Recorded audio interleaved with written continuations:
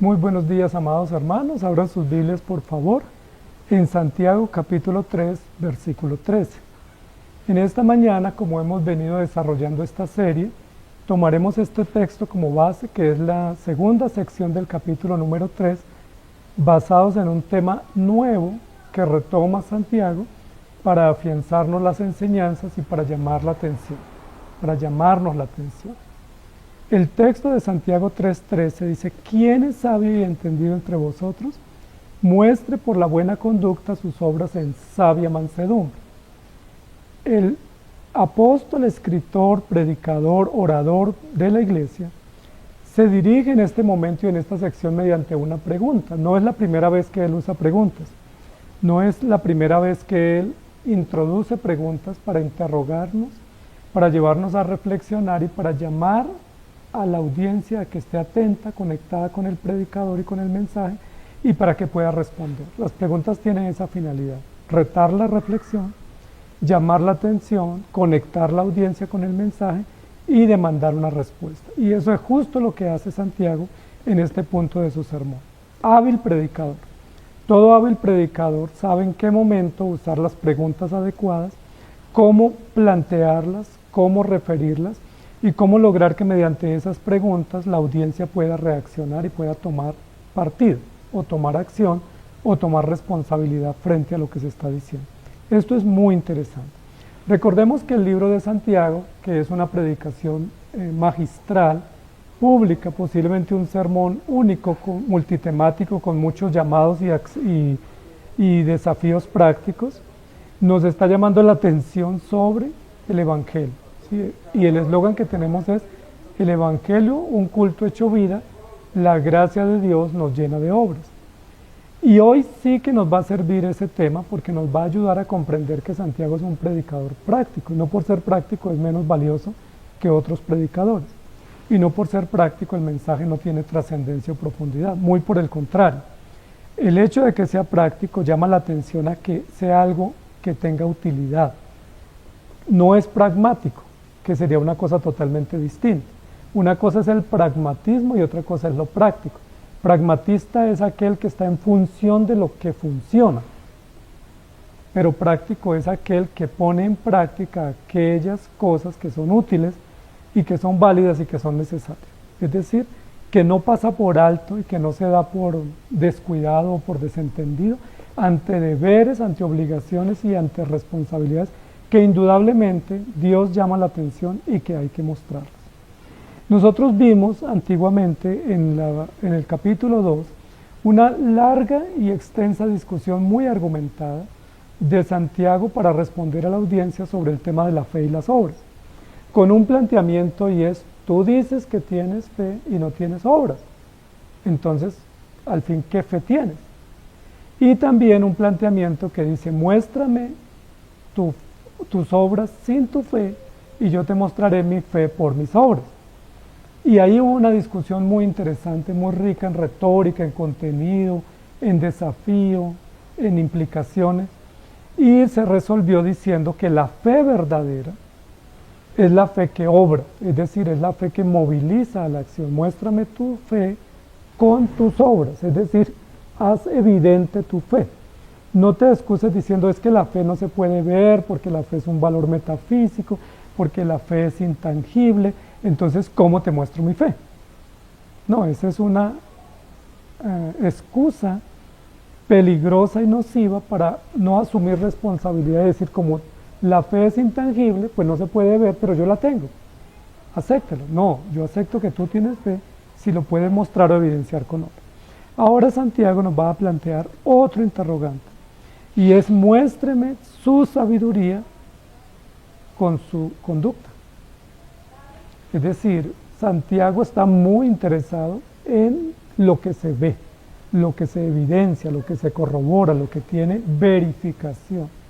La fe se tiene que verificar o autenticar o validar, y la creencia se tiene que evidenciar y autenticar y validar. ¿Cómo se evidencia la creencia? Con la práctica. ¿Cómo se evidencia la fe? Con las obras. Ahora la pregunta es: ¿cómo se evidencia la sabiduría? Usando el mismo argumento, o el mismo hilo conductor, o el mismo estilo investigativo, Santiago nos plantea la pregunta: ¿quién es sabio y entendido entre vosotros? Es decir, ¿quién es sabio y experto en un tema específico que él nos quiere plantear?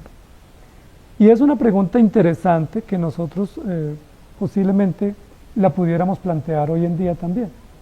Si usted pregunta en cualquier lugar, o si a usted le preguntan en un lugar, pues, ¿quién es sabio y entendido? ¿O cuántos sabios hay acá? ¿O cuántos entendidos hay en la materia? Pues fácilmente todos decimos que entendemos. ¿Sí?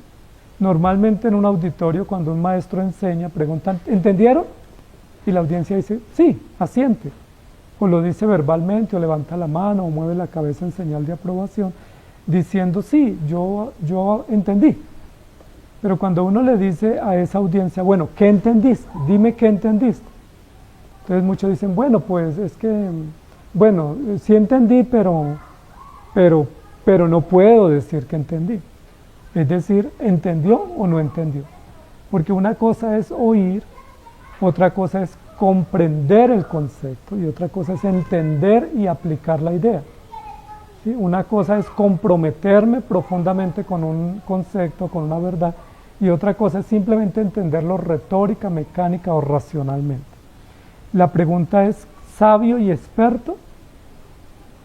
Y eso sí que es importante para nuestro país, porque en nuestro país todos somos sabios y todos somos expertos, somos listos. ¿Sí? Es muy fácil pensar que nosotros los latinos, especialmente colombianos, somos muy expertos, ¿cierto? Todos no lo sabemos. Entonces incluso vamos al médico a decirle al médico qué es lo que nos dé y qué enfermedad tenemos, sin ser médicos.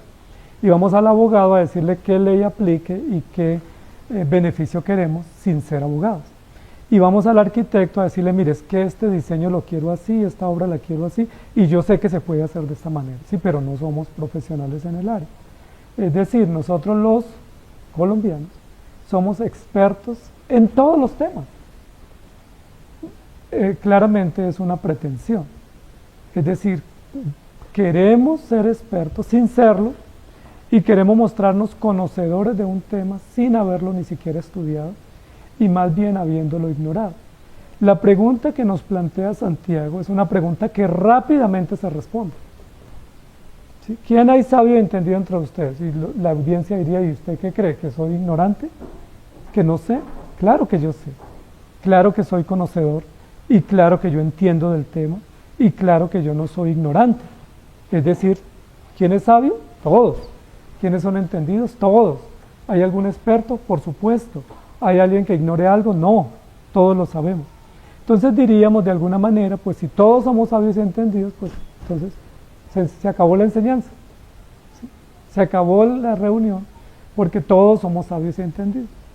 Pero lo que básicamente nos va a decir Santiago es: como el ser humano es pretencioso, es petulante, es soberbio, pues él da por sentado que entiende temas, y que conoce, y que es experto, y que tiene manejo de temas y de realidades que realmente desconoce.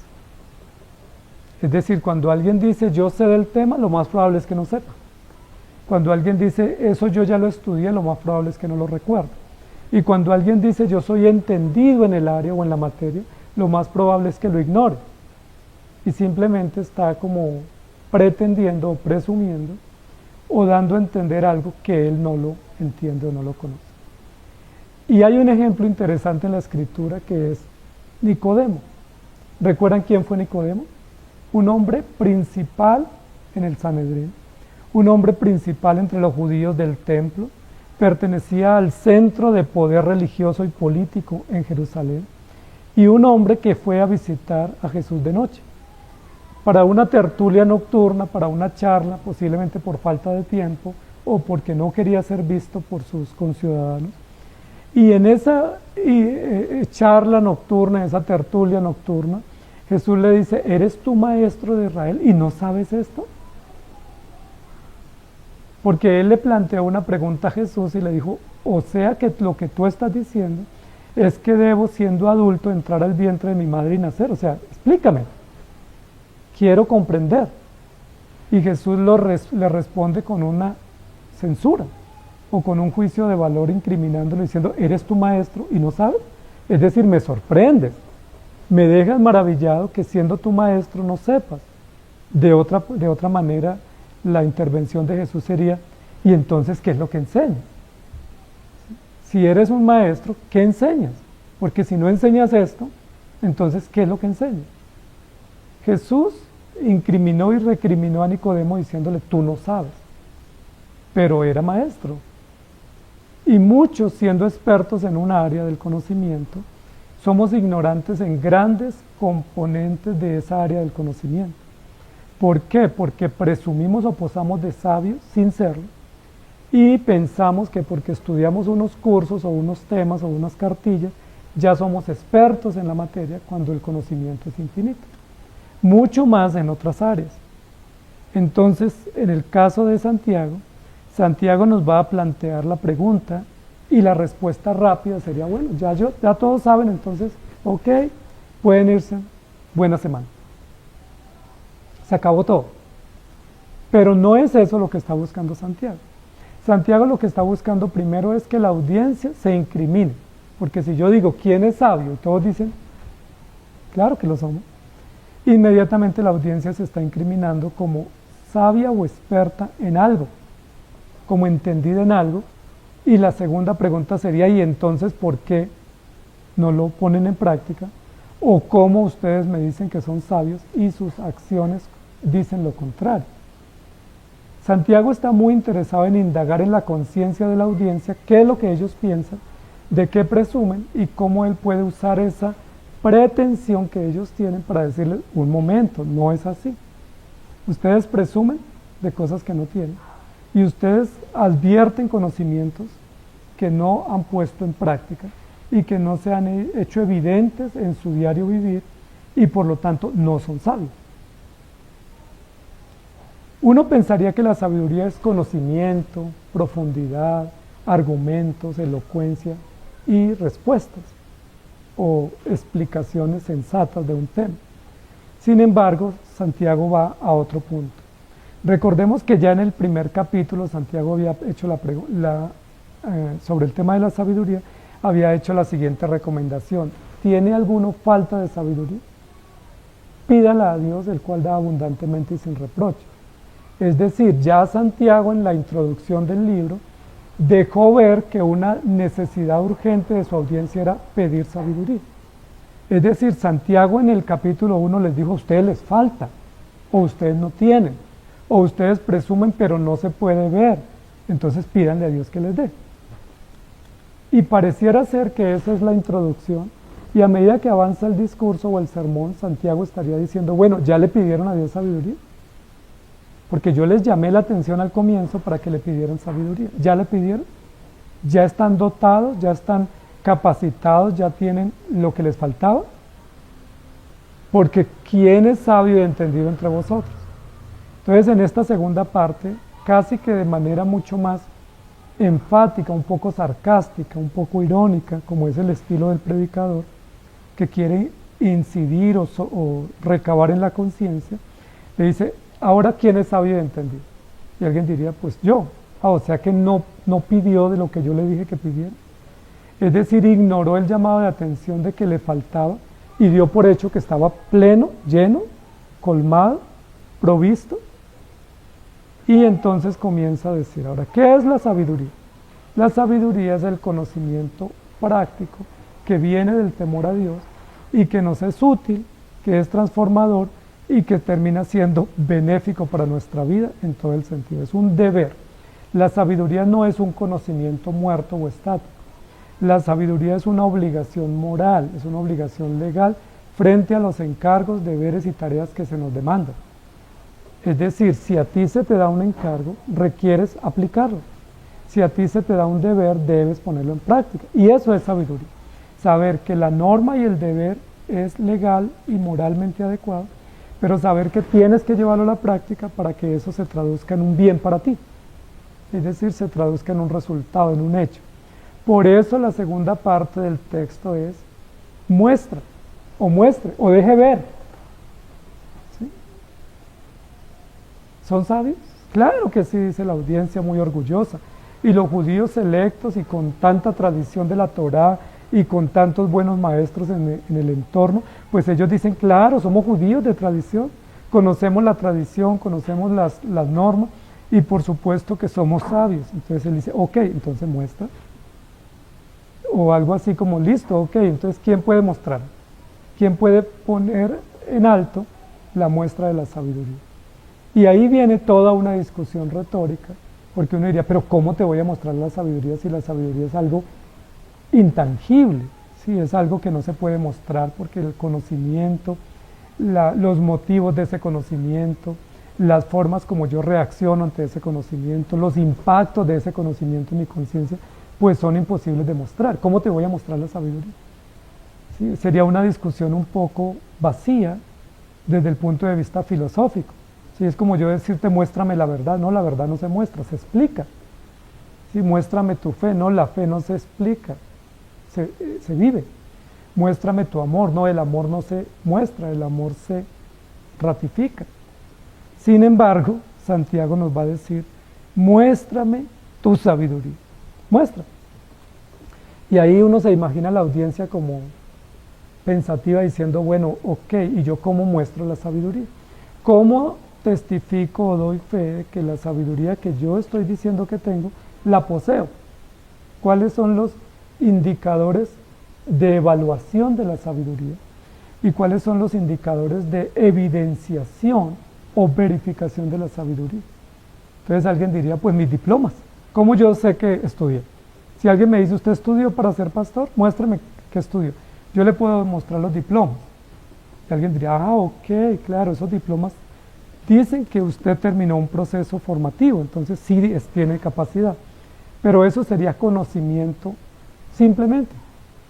No se nos está pidiendo qué título o qué institución acredita que usted estudió, sino quién acredita que usted es sabio, es decir, que tiene la capacidad, la versatilidad, la integridad, la manera, todas las facultades para poder transmitirnos ese conocimiento, no solo con solvencia teórica y conceptual, sino con ejemplo y con aplicabilidad a su vida. ¿Cómo lo puedo demostrar?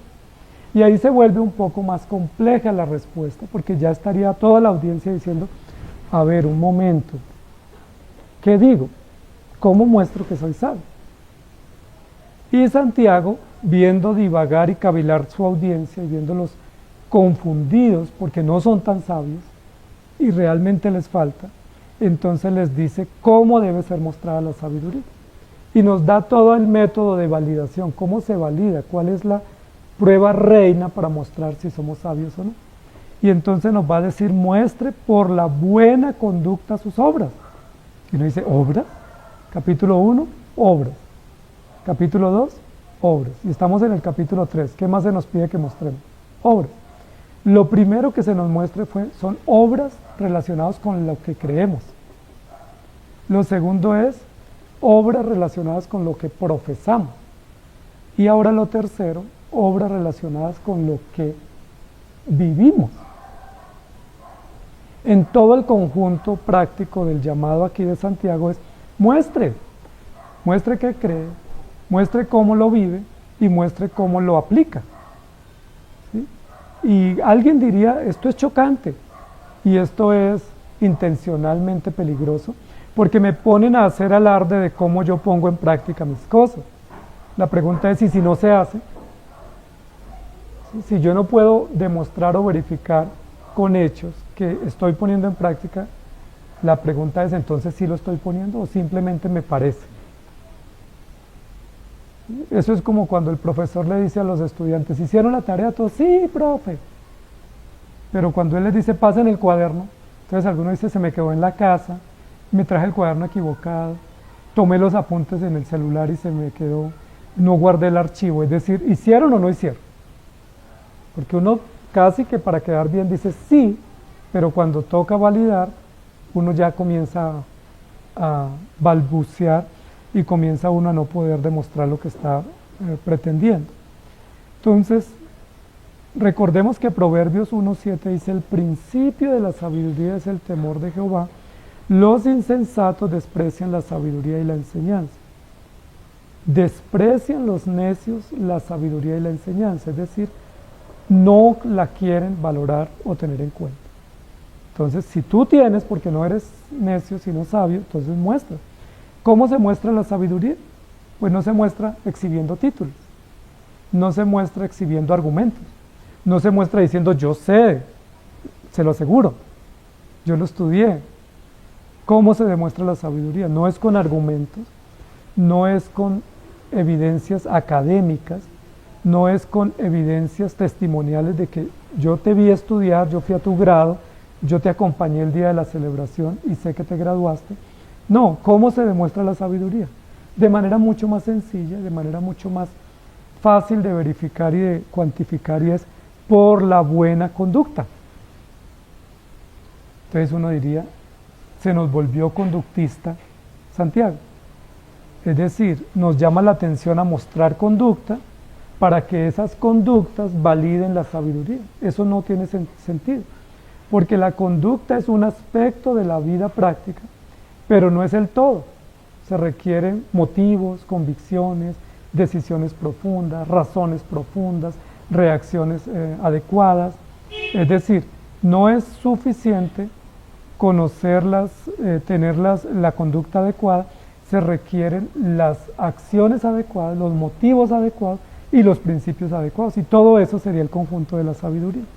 Pero si me dice muestre su buena conducta, pues yo estaría diciendo entonces, si es por conducta, entonces es conductismo, son obras frías de conducta. ¿Y eso en qué nos diferencia del fariseísmo? Porque el fariseo mostraba conducta, y esa conducta Jesús la condenó como hipócrita. Entonces, ¿cuál es la conducta correcta para dar evidencia correcta de la sabiduría correcta de la que el cristiano debe presentar? Y ahí comienza todo un enigma, porque ya no es tan sencillo como yo soy sabio, claro que pensaba que no. O claro que soy sabio, no que leo la Biblia y voy a la iglesia. Claro que soy sabio porque yo he cambiado desde que estoy en la iglesia. No está hablando Santiago de ese tipo de obras que son tan fáciles de mostrar, pero que terminan muchas veces siendo engañosas. Porque el que tú vengas a la iglesia te hace hijo de Dios. El que tú participes de la iglesia te hace sabio en realidad. Pues muy probablemente no. Jesús mismo lo dijo. Muchos dirán Señor, Señor, pero yo no los conozco. No han nacido de nuevo. Entonces, ¿cómo sabemos que somos sabios? Por la fe alguien diría, no, hay que mostrarlo. Yo lo sé por la fe, pero ¿cómo lo sabe mi hermano? ¿Cómo el que está a tu lado sabe que tú eres sabio? ¿Qué muestra puedes darle al que está a tu lado de que tú eres sabio y que tú tienes una sabiduría y una aplicación que corresponde a la verdad?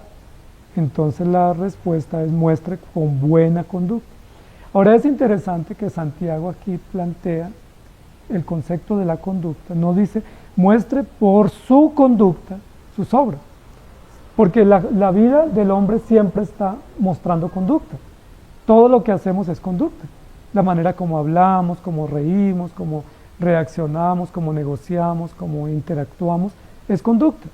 Pero aquí no dice muestre por su conducta su sabiduría, sino muestre por su buena conducta. Es decir, claramente se alinea en una conducta buena, adecuada moralmente y aceptable delante de Dios de forma legal y pública. Es decir, no es muestre con conducta, sino muestre con buena conducta. Y recuerden que ese juicio de valor entre lo bueno y lo malo es un juicio que se presenta desde Génesis. Dios creó y vio que todo era bueno. Y luego dice, no está bien que el hombre esté solo, es decir, está mal, le daré una buena ayuda. Y luego en Génesis 2 dice, no comas del árbol, porque eso es malo, obedece y eso es bueno. Y luego en la ofrenda de Caín y Abel dice que le agradó la ofrenda de uno y le desagradó la de otro. Es decir, claramente hay una línea marcada de pensamiento de que hay acciones buenas que Dios acepta y valora y premia, y hay acciones que son censuradas. Es decir, están las conductas buenas y las conductas malas. Y aquí dice, muestre su sabiduría por buena conducta, es decir, ¿la sabiduría de qué lado está? Porque yo puedo decir que soy sabio, pero si mis obras son buenas, son malas y mi conducta es mala, la pregunta es qué tipo de sabiduría estoy diciendo. Porque está diciendo muestre por una buena conducta, no dice muestre con su conducta. Pudiéramos aquí comenzar a demarcar lo que va a decir más adelante el pasaje, y es, hay dos tipos de sabiduría, o mejor, hay una sabiduría y hay una caricatura o tergiversación o parodia de aquello que la gente llama sabiduría, pero no es sabiduría. Es decir, hay un autoengaño como muchos viven. Y recordemos que Santiago nos está planteando el tema del autoengaño desde el capítulo 1. No se engañe si usted se mira al espejo y no se corrige y le parece que está bien. ¿Usted a quién engaña? ¿Al espejo? No, se engaña usted porque no corrigió. No se engañe si usted dice que tiene fe y no tiene obras. ¿Piensa que va a engañar a alguien? No, se engaña usted, porque usted no tiene la evidencia pública que otros puedan apreciar de lo que usted está presumiendo o pretendiendo. Y ahora nos va a decir, si usted dice que es sabio, como ya todos me dijeron, claro que soy sabio, pero no puede mostrarlo y no tiene conductas que respalden su sabiduría, entonces usted no es sabio en absoluto. Y si no es sabio, entonces ¿qué es? O si es sabio pero con mala conducta, entonces su sabiduría no es sabiduría de verdad, sino una parodia, una caricatura, una copia malvada y perversa. Muestre con su buena conducta sus obras sabias. Y Santiago es muy hábil para poder decir que hay unos medios para mostrar las obras. Y los medios para mostrar las obras son la forma de vida. Como uno vive, es la única manera de mostrar lo que uno cree y lo que uno tiene. Y luego continúa diciendo en este texto, muestre por su buena conducta sus obras en sabia mansedumbre. Nos da un dato, que es un dato muy importante para el contexto y conjunto del propósito del libro, que es definir la religión vana. Recuerde que Santiago está interesado en definir qué es una religión vana y cómo una religión vana es contraria a la religión verdadera. Y Santiago está interesado en explicarnos cómo hay una religión del corazón, es decir, del profundo conocimiento, convencimiento y transformación del corazón, a una religión externa basada simplemente en hechos públicos. Entonces ya vamos organizando las ideas. Según lo que nos está planteando Santiago, hay dos sabidurías. La sabiduría única y absoluta y los que pretenden tenerla sin tenerla. Los que tienen la sabiduría verdadera tienen la religión verdadera, porque tienen el conocimiento y el compromiso de poner ese conocimiento en práctica. Y los otros tienen una religión falsa, es decir, que no tiene sentido, que es de tradiciones, de prohibiciones, de reputación pública, mas no es una religión que le ha transformado. En tercer lugar, los que dicen que tienen sabiduría de verdad y lo pueden mostrar con obras y tienen hechos profundos, esa religión es verdadera, pero es una religión que está en el corazón, está sembrada, está arraigada en el corazón, está dando fruto y está sembrada, establecida, puesta. Y los otros simplemente es una religión de boca, ¿sí? Como yo soy hijo de Dios, pero de ahí no pasa. Yo digo que soy sabio, pero no lo puedo demostrar. Entonces, recuerden que Santiago va a usar el tema del peligro de la boca, el peligro de decir muchas cosas que yo no pueda demostrar. Yo les puedo decir a ustedes que soy médico, pero no se lo puedo demostrar. Yo les puedo decir que yo soy abogado, pero no lo puedo demostrar. Yo les puedo decir que yo he viajado, pero ¿cómo lo puedo demostrar? O que yo he escrito, pero ¿cómo lo puedo demostrar? Si yo no puedo demostrar con hechos y con evidencias y con testimonios lo que yo digo, pues eso que yo digo de lo que soy es simplemente un engaño. Pero no es un engaño para ustedes, es un autoengaño mío.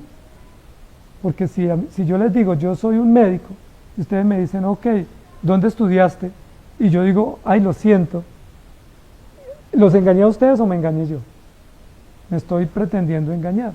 Y es lo que Santiago nos ha venido diciendo, todos los que presumen sabiduría sin tener a Cristo y sin confiar en la palabra, pues en realidad no son nada de lo que ellos presumen y simplemente se están engañando a sí mismos porque no pueden demostrar.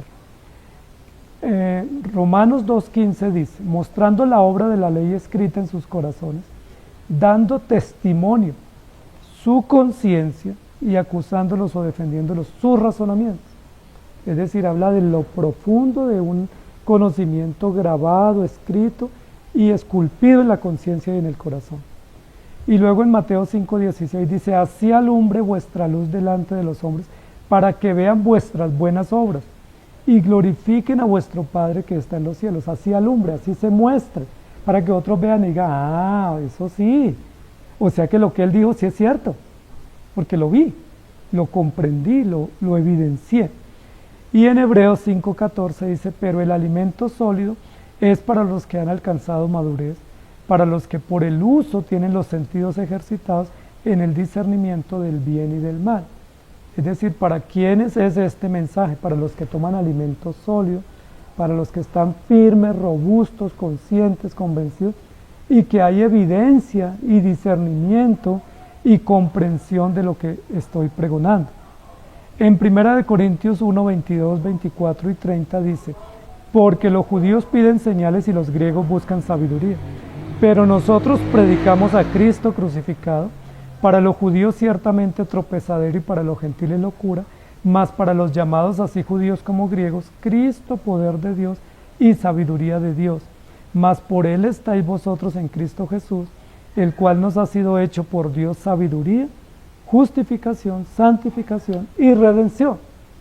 Es decir, una y otra vez la Escritura nos llama la atención a estar conscientes, totalmente conscientes de lo que estamos diciendo. Yo digo que soy hijo de Dios, soy consciente de ello. ¿Qué implica? Soy consciente que debe identificar al Hijo de Dios. Soy consciente de si estoy poniendo en obra todo aquello que es evidencia pública de ser hijo de Dios, o simplemente soy hijo de Dios porque me parece, o soy cristiano porque no tengo otra opción, o porque simplemente lo acepto teóricamente o nominalmente, mas no hay obras, no hay evidencias y no hay razones profundas. En Efesios 1, 7 al 8 dice, en quien tenemos redención por su sangre, el perdón de pecados según las riquezas de su gracia, que hizo sobreabundar para con nosotros en toda sabiduría e inteligencia. Sobreabundar, la riqueza del conocimiento, la riqueza de la convicción, la riqueza de la integridad, la riqueza de la madurez, de la solidez, de la estabilidad y del fruto bueno que produce esa sabiduría implantada en el corazón. En Efesios 5:15 dice, mirad pues con diligencia cómo andéis, no como necios, sino como sabios. Mirad, revisad, indagad, escudriñad diligentemente si estáis haciendo eso que tú estás diciendo o no. Miren, revisen, no pasen por alto, no lo den por hecho, no lo den por sentado como no, yo sí, y no necesito explicarlo. No, sí hay que explicarlo. Sí hay que afirmar y demostrar y defender la fe con argumentos.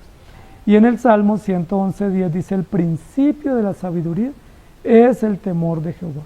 Buen entendimiento tienen todos los que practican sus mandamientos, su loor permanece para siempre. Los que practican, los que aplican, los que ponen por obra, no los teóricos, ¿sí? No los que argumentan. No dice buen entendimiento tienen todos los que explican, sino los que aplican. No dice buen entendimiento tienen todos los que razonan o argumentan o tienen el concepto claro. No, el entendimiento lo tienen los que lo llevan a la práctica, los que usan ese conocimiento para sembrarlo en su corazón y que ese conocimiento dé fruto abundante. En 1 Corintios 1:24 dice, más para los llamados, así judíos como griegos, Cristo poder de Dios y sabiduría de Dios. Entonces, amados hermanos, todos estos textos de referencia nos sirven para nosotros afirmar que fácilmente yo digo, soy sabio y entendido, pero cuando se me indaga si puedo mostrar mis obras, digo no las tengo, o no las sé presentar, o no tengo la forma de poderlas validar públicamente y que sean aceptables. Pero ¿saben qué sí puedo mostrar fácilmente? ¿Saben qué sí tengo a granel para mostrar? malas obras.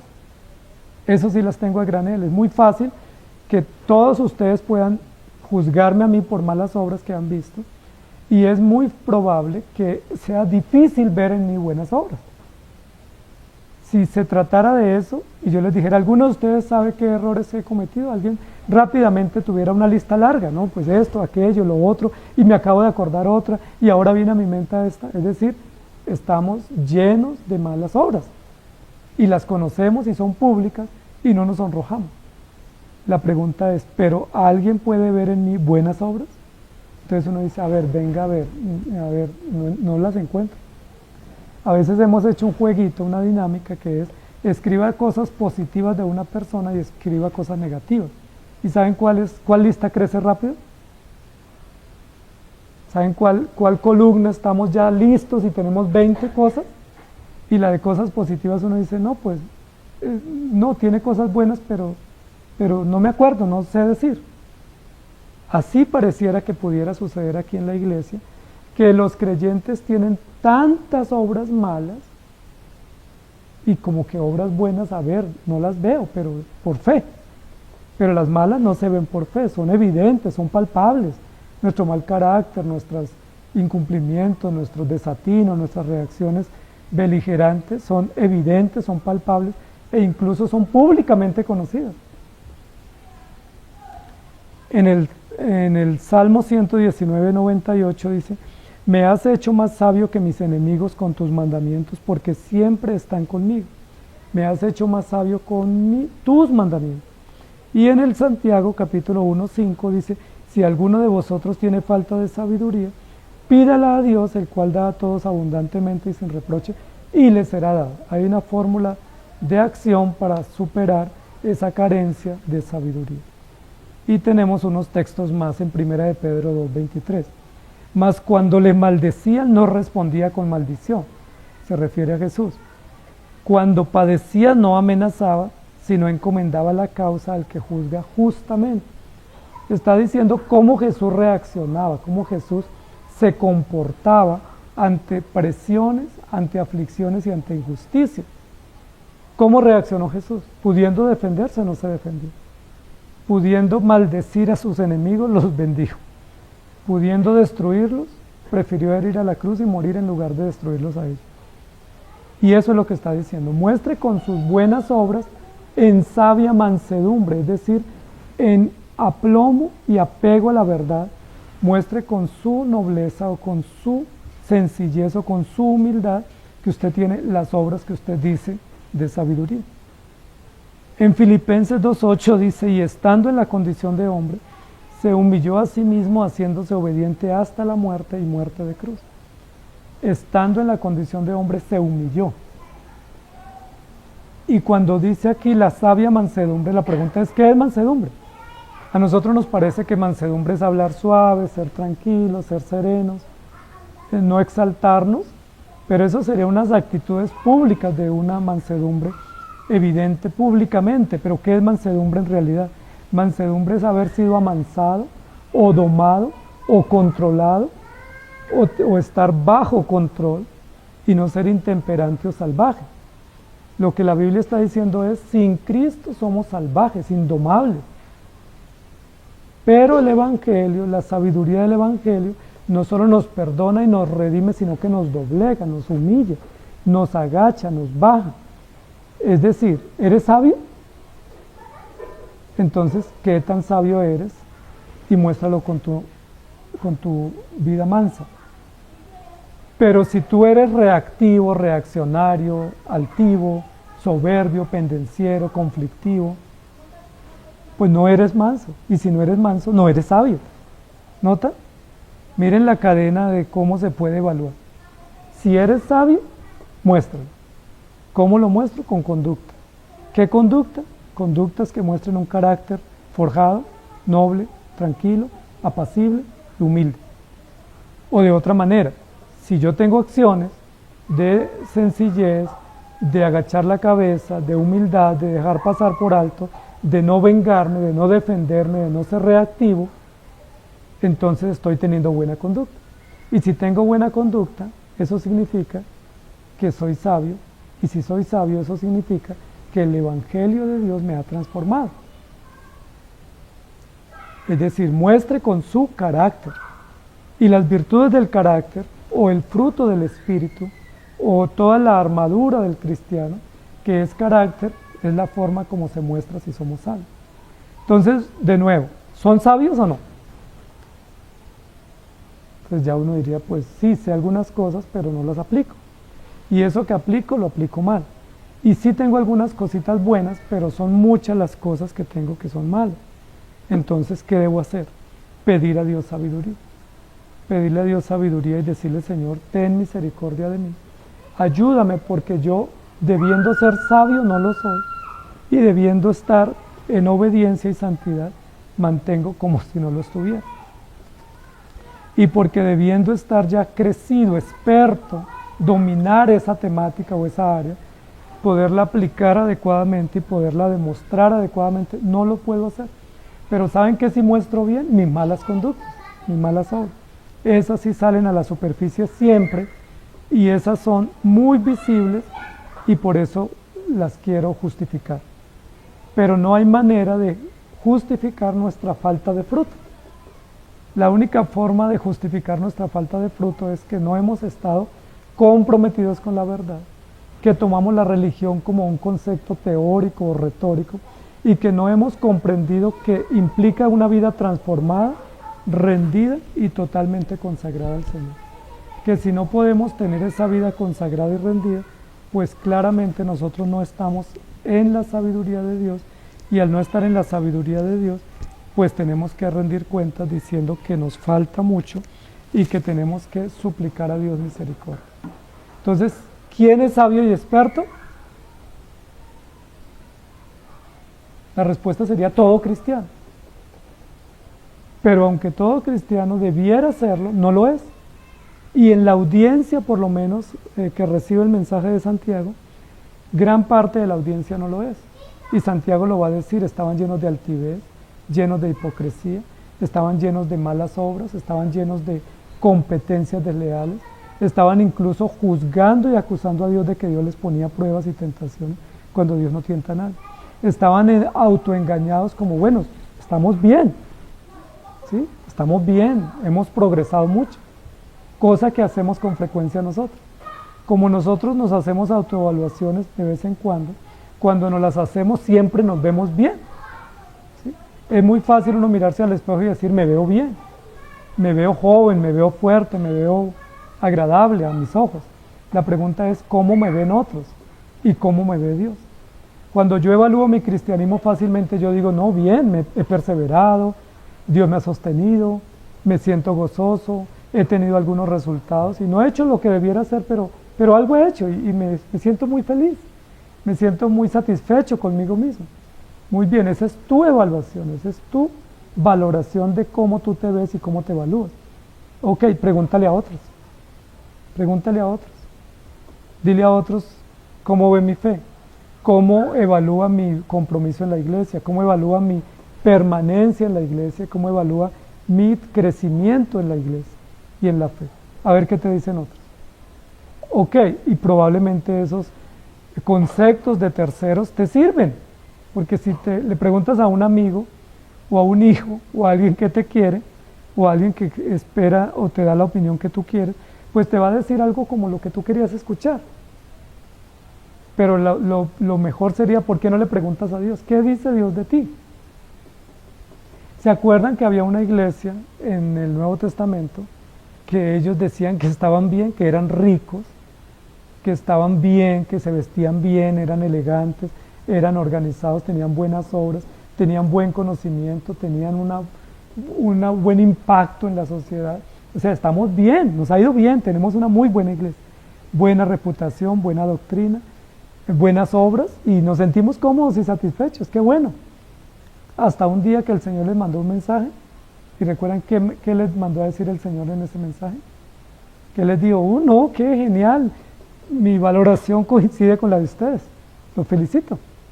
No, dice la Biblia que el Señor les dijo, ustedes se creen vivos y están muertos, y ustedes dicen que están bien vestidos pero están desnudos, y ustedes dicen que ven pero son ciegos, y ustedes dicen que son ricos pero son pobres.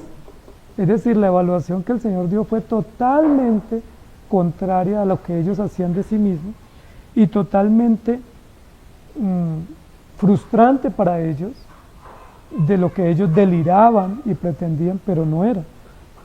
Es importante que nuestras evaluaciones sean a la luz de la palabra y no a la luz de nuestros propios criterios, sean a la luz del propósito de Dios y no a la luz de la sabiduría del mundo. ¿Con quién te comparas que te va tan bien en el resultado? ¿Sí? Cuando uno presenta una prueba y uno pierde esa prueba, ¿sí han notado que a veces uno dice, por lo menos no quedé de último? Es decir, me fue bien. ¿Sí? Por lo menos quedé entre un porcentaje intermedio, es decir, me fue bien. ¿Por qué nos evaluamos tan mediocremente? ¿Sí? ¿Por qué nuestros criterios de evaluación son tan mediocres para atesorar y aguardar esperanza y para nosotros decir no estoy tan mal? La pregunta es, ¿y por qué no nos evaluamos a la luz del principio absoluto? A la luz del carácter sabio de Dios, a la luz del principio solemne e íntegro y estructural del propósito de la santidad y la gloria de Dios. Si nos evaluáramos a la luz del estándar adecuado, ¿qué diríamos? Miserable de mí. Mi evaluación, mi resultado fue pésimo, porque me miro a la luz del hombre perfecto. Si yo me evalúo a la luz del hombre perfecto, ¿qué resultado tengo? Pues pésimo. Pero yo digo, no, yo me evalúo al lado del hermano y él llega tarde, pero yo no llego tanto. Él falta de vez en cuando y yo procuro no faltar tanto como él, es decir, pasé la prueba. Y así hacemos generalmente, y así hacían los fariseos, y así solemos hacer nosotros para tranquilizarnos y para darnos como esperanza y expectativa de no estoy tan mal.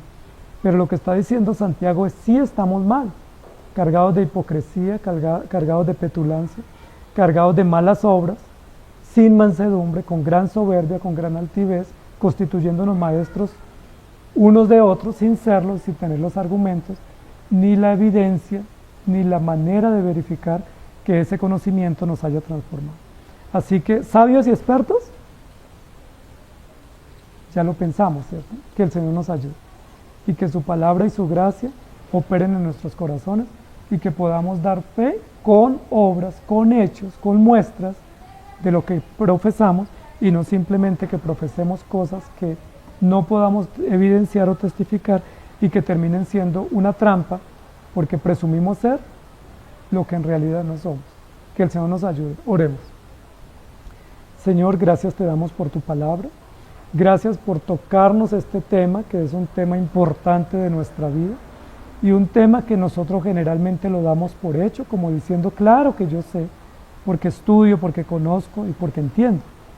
Pero gracias por recordarnos que la sabiduría verdadera y la que te agrada a ti no es la sabiduría del conocimiento, del concepto, de la retórica, de la claridad argumentativa, sino que la sabiduría que tú demandas y la que tú nos pones en cintura es la sabiduría práctica, la que se muestra con acciones, con conducta, con reacciones, con nobleza, con humildad, la que se muestra con sencillez, con perseverancia, con perdón, la que se muestra con agacharnos, con no exigir honor, con no defendernos pretendiendo ser importantes, con agachar la cabeza y no vengarnos sabiendo que están cometiendo injusticias contra nosotros.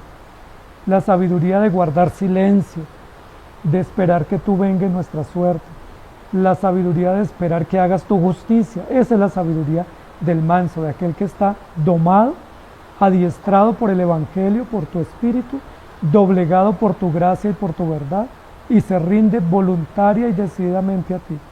Esa sabiduría es la que se requiere de nosotros, y esa es la que no tenemos, porque es muy fácil mostrar reactividad, intemperancia, soberbia, altivez, defensa personal. Es tan fácil mostrar malestar, pero es tan difícil mostrar sencillez y mostrarnos gratos y sencillos y obedientes y nobles y dispuestos. Ayúdanos, Señor, perdónanos, porque fácilmente todos aquí decimos, yo soy sabio y muy entendido, pero cuando se trata de mostrar esa sabiduría y ese entendimiento, esa experticia, no hay cómo mostrarlo, y más bien nuestras malas obras dicen que no tenemos eso de lo que pretendemos. Ayúdanos, por favor, ten misericordia de nosotros. Auxílianos con tu gracia y que tu poder y tu palabra hagan mella en nuestra conciencia, dobleguen nuestro carácter, forjen nuestro carácter, nos humillen, nos amancen y que podamos en realidad tener sabiduría práctica para mostrar, no para nuestro orgullo, sino para que tu nombre sea exaltado y para que otros vean y crean y para que el mundo pueda tener una diferencia, porque a veces la diferencia nuestra no es diferencia, sino una similitud a cómo vive el mundo. Ayúdanos, por favor, te lo pedimos, y confiamos en ti, en tu gracia.